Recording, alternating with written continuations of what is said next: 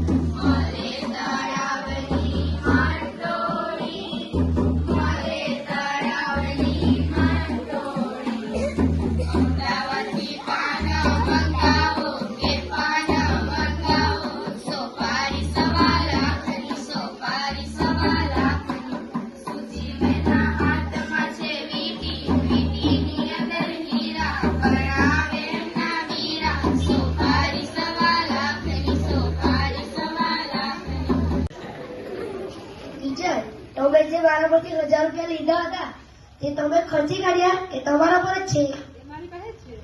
તો તમે મને આપી દો અત્યારે। આમાં તો પૈસા જ નથી।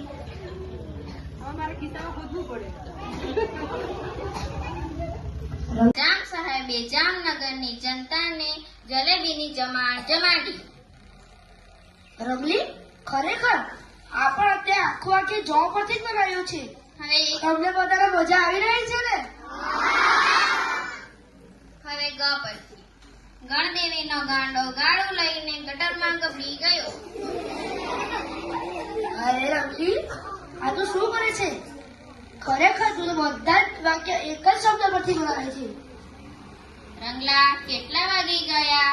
નહીં તો મારે ઘરે જવામાં મોડું થશે તો મારા પપ્પા ત્યાં લાલ પીળા થવા લાગશે। શું રમલી તારા પપ્પા સાથે લાલ અને પીળો કલર લઈને ફરે છે?